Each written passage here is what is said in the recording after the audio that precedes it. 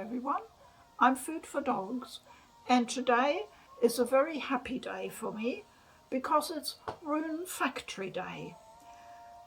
My Special Archival Edition for Rune Factory 4 arrived a couple of days ago, and as you can see it's still in its seal, so we're going to break that today and do a real unboxing.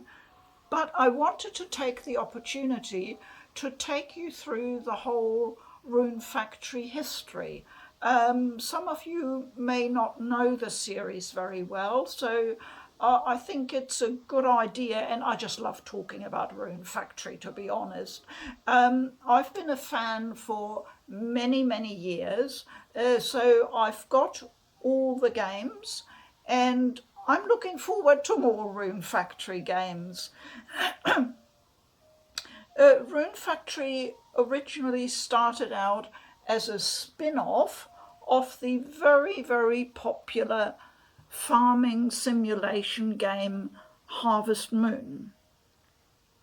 Now that's a pure farming game where you do your farming and develop your relationships with the other people, and basically, and it's got a story with it, and you try and create a thriving farm and community. There were many games in the Harvest Moon series, many spin-offs. I've got another one here, but I haven't got that many of them. So I'll just start off with Rune Factory 1, the very first original one. As you can see, I've got my little bits of paper. Those are my notes because there are lots of dates involved and I want to make sure I don't get them wrong. So as you can see, I bought the European version, and I bought it second hand. It looks a bit sort of manky, the cover and the case. I didn't really know what I was buying. Rune Factory, A Fantasy Harvest Moon is the subtitle, and that of course refers back to the original Harvest Moon. It came out in August 2006 in Japan, so you can see it's quite old. It came to North America in 2007, but didn't come to Europe and other territories until 2009. It's developed by a company called Neverland, and I'll just show you the manual, which is very thick and very nice. They did proper manuals back in those days. And I'll just show you the inside. Lots and lots of content there explaining everything. Now, Rune Factory, being a spin-off of Harvest Moon, is also a farm simulation game, but it combines other activities, mainly fighting in dungeons. So I'll just read you the beginning, because this really explains how all Rune Factory games work. The very original story was the template, and they all pretty much fit into it. When you buy a Harvest Moon game, you know pretty much what you're getting, and it's really the same with Rune Factory. A lost past. Hungry, confused, and possibly forgotten, you arrived at the outskirts of Cardia with nothing but the tattered cloth on your back. A strange woman named Mist found you and offered you food and water if you agreed to plant crops and clear fields. As you worked, you grew strong and your skills improved as you watered and ploughed, but you always felt most comfortable with a sword in your hand. Your mysterious gift for combat is exactly what the mayor of Cardia needs. With nearby caves and ruins mysteriously overrun by monsters, Mayor Godwin declared that no adventurer could set foot into the dark spaces without a special permit. It takes hard work and training to earn Mayor Godwin's approval, but the secrets hidden inside the caves beckon, and perhaps the deepest one holds the key to unlocking your past. And that's the page with the illustration. Now, the producer of all Rune Factory games is called Yoshifumi Hashimoto, and he famously once said, "Rune Factory is Harvest Moon with a sword in your hand." That was his shorthand explanation of it. I think that's quite nice and pretty much sums it up. I just want to show you from this wonderful little manual some of the illustrations. This is a monster, a cute little squirrel, and I do love squirrels. And the lovely thing is that once you've defeated certain monsters, you can befriend them and take them home and give them a little hut, and then they can become your supporter. So this is called Befriending Beasts. Here's another one, a little sheepy, and they crop up in all Rune Factory games. They're sort of your basic monster. And I can't remember offhand now what they're called. They got a special name, I think. And they will do things for you. They will do the tedious tasks on the farm, you know, to keep the crops growing and cut wood and do all sorts of stuff. So you're also doing a bit of monster taming and collecting as well. So it's got a little sort of Pokemon touch, which is really nice. So I love games that combine several types of activities. As you know, I love Atelier, and that really has a similar template where you combine combat with other things. So not surprisingly, after I bought this second-hand copy, probably very cheaply, I just started playing it. I fell in love with it, and I just played it a lot. So not surprisingly, I went on to buy Rune Factory 2 and 3. Both of them, as you can see, have got very, very nice covers. Now these two are the North American edition, which is published by Natsume. In Europe, a different publisher called Rising Star Games does the publishing duties there. So Rune Factory 2 came out in Japan in 2008, also in North America later, 2008, but didn't come to Europe and the other regions until 2010. Rune Factory 3 came out a year later in Japan in 2009, to North America in 2010, and Europe 2011. So as you can see, these two are from North America, and they're published by Natsume there, whereas in Europe the publishing duties fell to Rising Star Games. Okay, I just want to mention the artist who has done all the work for all the Rune Factory games.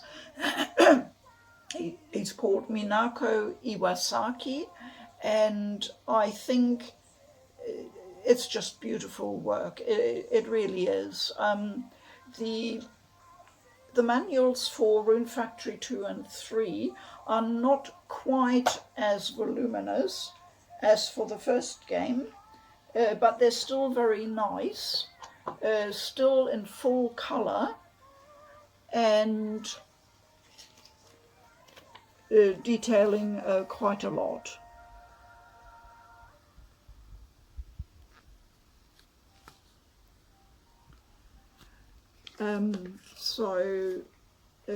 Yeah, that's quite nice, but a bit scaled down compared to Rune Factory 1. Now, in between, as you can see, these all came out for the Nintendo DS.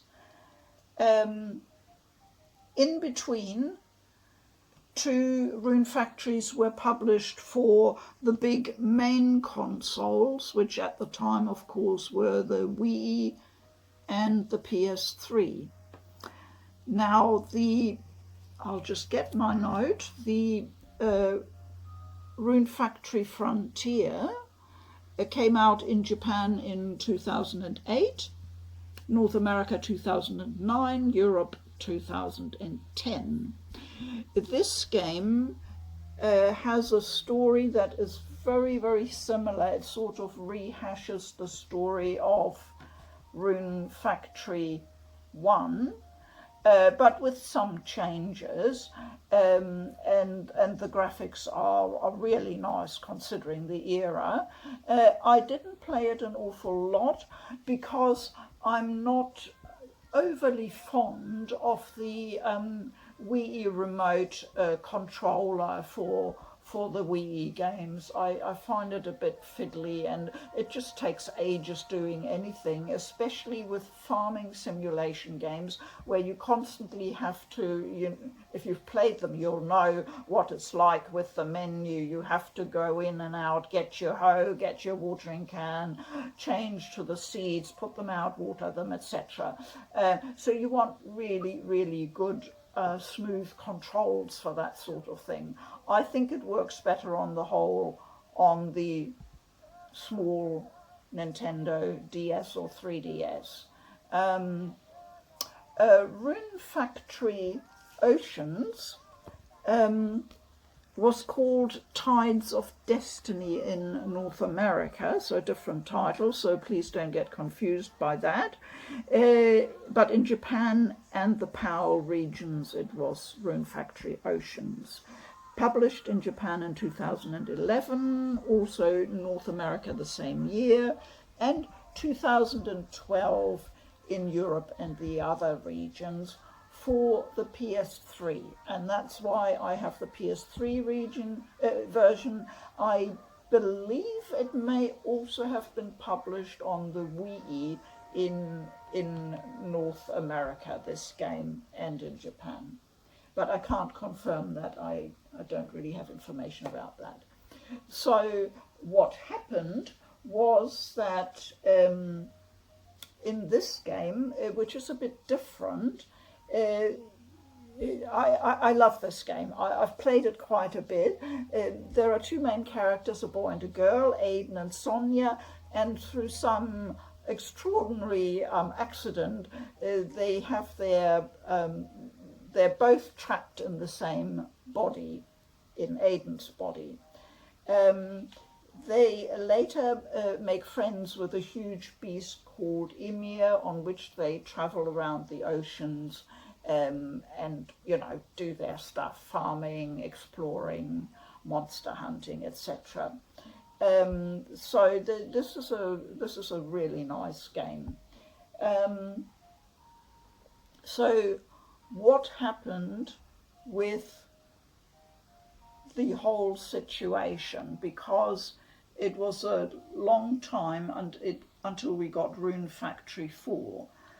I mentioned before, the developer is called, or was called, Neverland. Now, Neverland, where are my notes? Yeah, I've lost it now. No, here it is. Neverland filed for bankruptcy in 2013. So you can see from the dates that came very soon after these later games were released. The future of the Rune Factory series was up in the air. I was quite depressed about it when I heard it at the time, because I thought that's the end of Rune Factory. And of course there is a fan base, and we were all quite vocal and said, please do anything to carry on. But there wasn't much hope at the time. But very quietly behind the scenes, Marvelous, the company Marvelous, they hired, I think, practically all the development team from Neverland and kept them busy with another job, a game called Lord of Magna, while they worked out what they could do and what the future was like for the series. I now finally want to get on to Rune Factory 4. I bought it when it came out in 2014 in the PAL territory, so Europe and here Australia and New Zealand. It was originally published in 2012 in Japan. North America got a physical edition for this game for the 3DS in 2013. Of course, that's no use to me because the 3DS is region locked, so I can't play it. So I was basically forced to get the digital version, which is this one here. And I've been playing the introductory anime title sequence while I've been talking. I did notice when I booted it up yesterday that occasionally there's a bit of a choppy frame rate, even just playing this anime sequence. It shows you how old the hardware is for the 3DS and how it struggles with this sort of thing. I'll just see if I can pull up one of my save files and show you the quality of the graphics on the 3DS. That's what the game looks like. And of course, my great excitement now is, what will it look like on the Switch? They've obviously overhauled the game quite a bit. They had to, because the 3DS is pretty low resolution. And they've added a few more quality of life features as well, I believe. So I will get onto that now finally with my trusty German cheese knife. So I've given you the background history of the development company going bankrupt. On the Nintendo Switch, the game, this remastered version, came out in 2019 in Japan, and of course last month in February it came here to the West, both North America and Europe.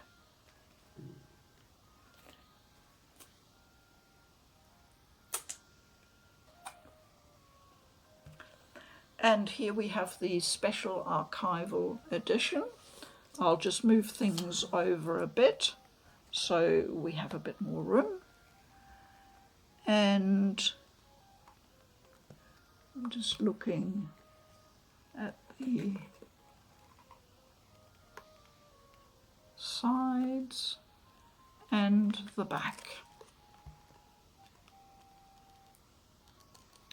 Relive the thrilling fantasy adventure, it says on the flap. Well, I really do want to.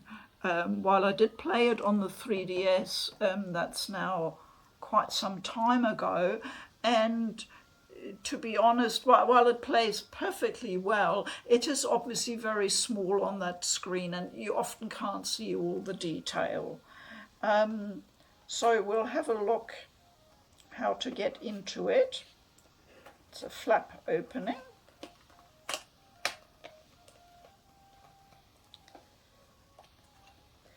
And the easiest thing is to get the game out first, and that's the game case with the cartridge. And I will put that in my Switch once we've got the rest of the box unpacked, because I want to have a first look and compare it with the graphics on the 3DS.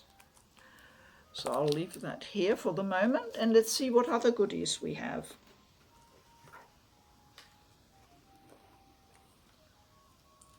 Original soundtrack. And you know what? I really, really want to put that on straight away. So what I'll do is I will get the cellophane off and put it straight into our little CD player.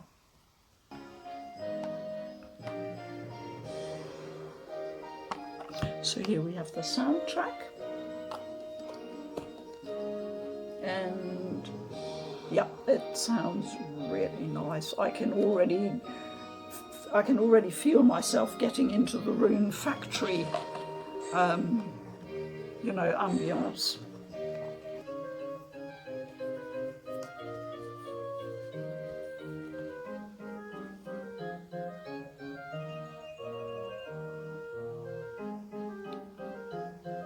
How's that looking, eh? Rune Factory Archival Book 2006 to 2020. So you have seen the very first one published in 2006. So that's it. This is a whole history, I wonder. They say archival book, so... Oh, look. There's the sheepy.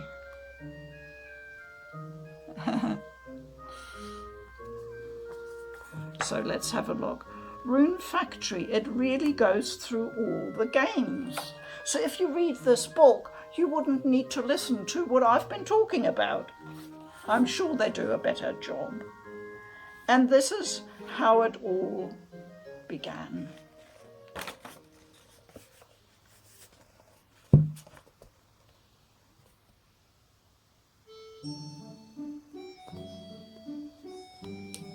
So I'll just take the outer cover off because it makes it difficult holding the book. And this is a treasure trove. This is a treasure trove for anybody who loves Rune Factory already, or who thinks they are going to love Rune Factory. This has got all the character models in there, the two original protagonists, Raguna and Mist.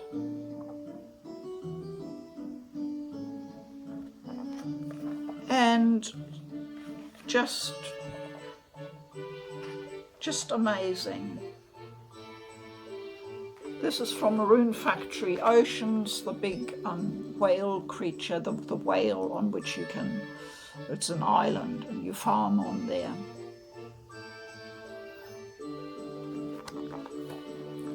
So, yeah, it's most of the characters, some sketches, Rune Factory Oceans, release information,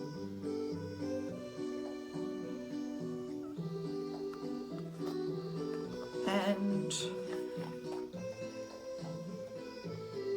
I told you about Aiden and Sonia who have to share one body, which obviously leads to quite a lot of humour and shenanigans.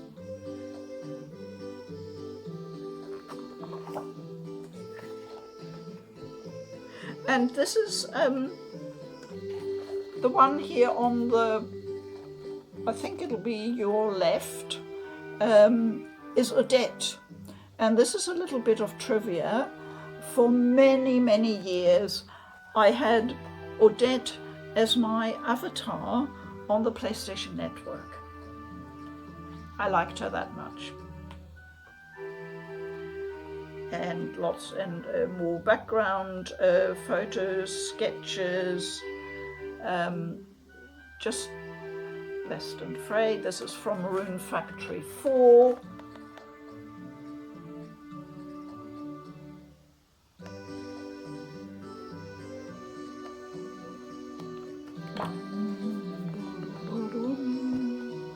I'm really getting into this Rune Factory swing here with that music. Yep. Monsters. Who doesn't love well-designed monsters?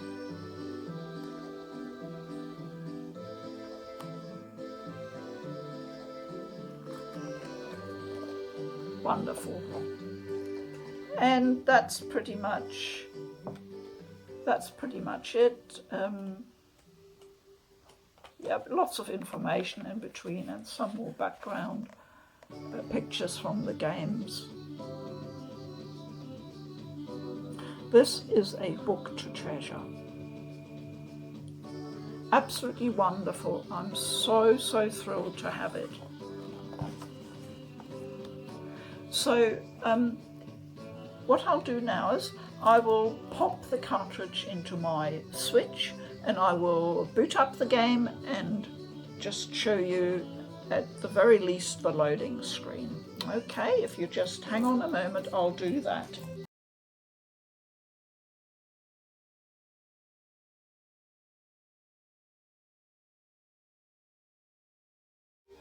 And it is the next day. You may have noticed we had some serious issues with the light. We've moved into autumn and suddenly the evening light just went boom and we were left in darkness. So I had to chop the last bit off the video. So I just want to show you the final comparison I had set up with the game RuneFactory 4 on the Switch, and this is the first opening scene where you can handle your character, and you can see how very clear the screen is, how beautifully you can see every detail. If you look for a comparison at the 3DS screen, you really notice the difference.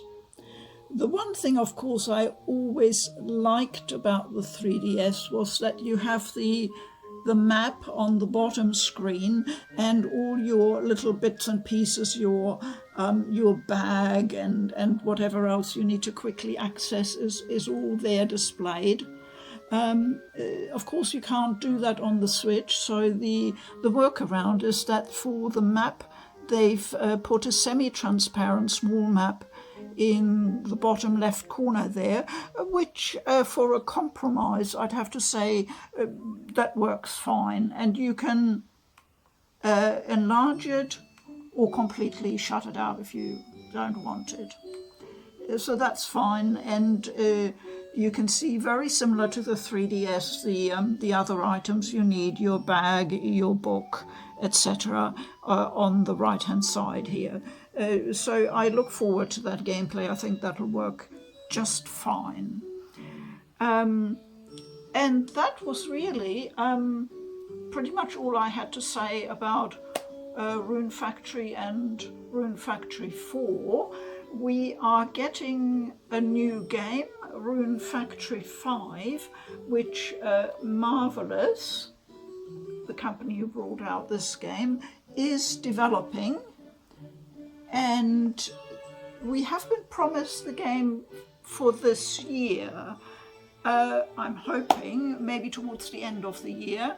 That would be fabulous to have a completely brand new Rune Factory game, because after all, this one originally came out 8 years ago in Japan, so that's quite a long while. I think I've presented enough of my Rune Factory stuff. No, there's one last thing I want to show you. The manual for the Wii version of Rune Factory Frontier is particularly nice, and I would like to finish off by going back, in a manner of speaking, to the beginning, the very beginning, which was Rune Factory 1, and this manual is just lovely.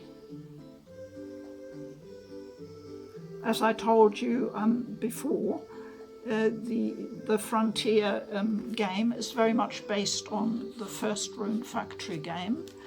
And here we have the main character, Raguna, and some of the other ones. And I don't know, it's just a thing with me. I don't know how you feel about it, but I just love having at least some of the main characters portrayed in a manual. It just really makes my day. And I believe some of these characters from these other games do pop up in a Rune Factory 4. My memory is a bit hazy, having played the digital game on the 3DS some years ago, but it'll be nice to meet old friends again. Rune Factory forever. Thank you very much for watching. Keep well. I'm Food for Dogs. Bye-bye.